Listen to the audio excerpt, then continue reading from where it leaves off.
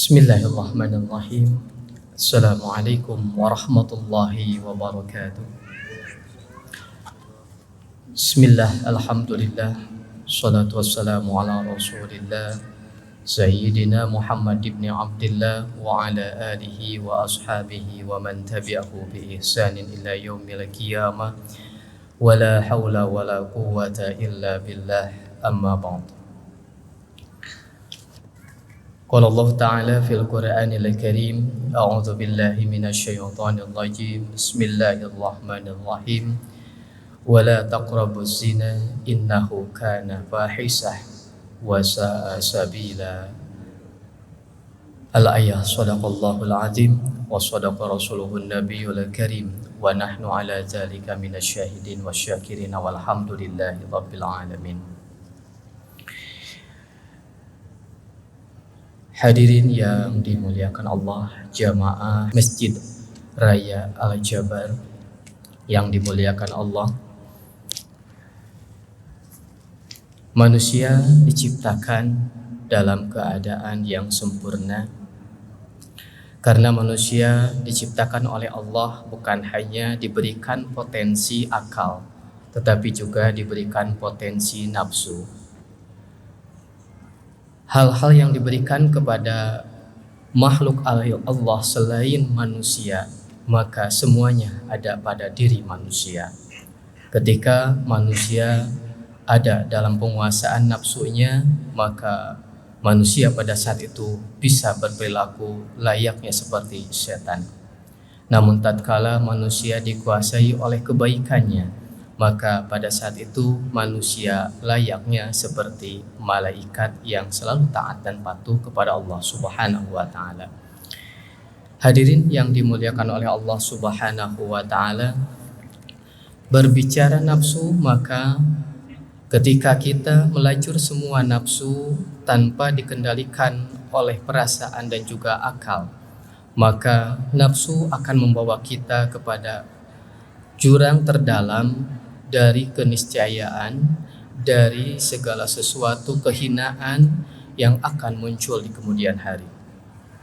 Oleh karena itu, maka sebagai manusia kita harus bisa menguasai, kita harus bisa untuk senantiasa membendung atau mengelola nafsu yang ada pada diri kita. Begitu juga ketika kita berbicara dengan masalah nafsu yang berhubungan dengan seksual, maka ketika kita mengikuti nafsu kita tanpa terkendali, yang terjadi adalah pelanggaran-pelanggaran terhadap aturan Allah Subhanahu wa Ta'ala. Hadirin yang dimuliakan oleh Allah Subhanahu wa Ta'ala, berbicara masalah melajur nafsu dalam hal ini tentang seksualitas, maka ketika kita melakukan aturan atau mengikuti aturan Allah, maka itu akan menjadi sesuatu yang positif. Tetapi ketika kita jauh dari aturan Allah, maka yang terjadi adalah hal-hal yang bersifat negatif. Allah Subhanahu wa Ta'ala telah berfirman, la taqrabuz zina innahu kana fahisah wa sa'a sabila. Surat Al-Fatir ayat 32. Allah Subhanahu wa Ta'ala berfirman yang artinya bahwa janganlah kalian mendekati zina, karena sesungguhnya zina adalah perbuatan yang fahisah dan sangat jelek perjalanannya. Oleh karena itu, hadirin yang dimuliakan oleh Allah Subhanahu wa Ta'ala, Imam Asyuyuti menyebutkan ada beberapa dampak yang akan muncul atau timbul dari perilaku zina yang dilakukan oleh kita. Yang pertama, ketika kita melakukan perzinahan, yang muncul akibatnya adalah akan menghilangkan kewibawaan. Orang-orang yang melajur hawa nafsu tanpa mengindahkan aturan-aturan Allah Subhanahu wa Ta'ala, maka yang terjadi adalah orang tersebut akan hilang kewibawaannya. Orang tersebut akan dikucilkan oleh seluruh masyarakat yang mengetahui tentang kejadian tersebut. dan orang tersebut tentu saja akan senantiasa berada dalam ketidaknyamanan yang akan dirasakan oleh orang tersebut. Yang kedua, yang menjadi akibat atau bahaya yang muncul dari perbuatan zina menurut Imam As-Suyuti adalah menyebabkan kefakiran. Hal ini bisa saja terjadi karena ketika manusia, kita semua melajur hawa nafsu, mengikuti hawa nafsu, maka yang muncul adalah apapun yang akan kita lakukan akan senantiasa dibayar atau dilakukan sekalipun itu membutuhkan biaya yang sangat besar. Kemudian yang ketiga, yang menjadi akibat atau bahaya dari zina adalah akan memperpendek umur kita. Hal ini terjadi karena bisa saja dari perbuatan zina yang kita lakukan justru yang muncul adalah berbagai macam penyakit yang hinggap kepada kita.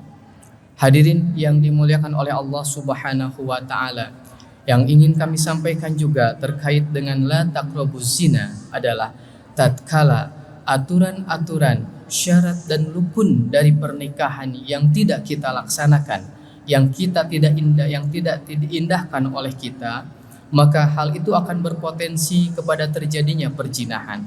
Tatkala rukun nikah tidak dipenuhi, tatkala wali tidak terpenuhi, tatkala status dari calon pengantin juga tidak terindahkan, tidak terpenuhi, terutama dengan calon pengantin wanita, maka yang muncul bisa saja adalah perzinahan. Perzinahan yang terselubung. Tatkala seorang wanita dalam posisi yang ditinggalkan oleh suaminya, ditinggalkan begitu saja oleh suaminya tanpa kabar dan berita, sekalipun waktu yang terjadi sudah lama namun tidak ada kata-kata talak dari seorang suaminya, maka pada saat itu wanita tersebut masih ada dalam status ikatan suami istri dengan laki-laki yang dahulu. Kemudian ketika kita kemudian menikahkan dengan alasan karena wanita tersebut sudah ditinggalkan oleh laki-laki tanpa kejelasan, disitulah yang muncul adalah pernikahan yang fasid atau pernikahan yang tidak sah. Oleh karena itu, ketika kita memaksakan orang-orang atau calon-calon pengantin yang belum jelas statusnya, disitulah justru akan terjadi perzinahan terselubung. Bagi yang tidak tahu tentu saja tidak akan menjadi masalah, tetapi bagi yang tahu justru ketika dinikahkan yang terjadi adalah perzinahan. Dan akibat dari perzinahan sebagaimana tadi disebutkan menurut Imam As-Suyuti akan menghilangkan kewibawaan, menyebabkan kefakiran dan memperpendek umur. Hadirin yang dimuliakan oleh Allah, demikian yang bisa disampaikan, mudah-mudahan ada guna dan manfaatnya, terkhusus untuk diri saya pribadi, umum untuk hadirin sekalian. Akhirul kalam, mohon maaf atas segala kekurangan. Wallahul muwaffiq ila aqwamit thoriq. Assalamualaikum warahmatullahi wabarakatuh.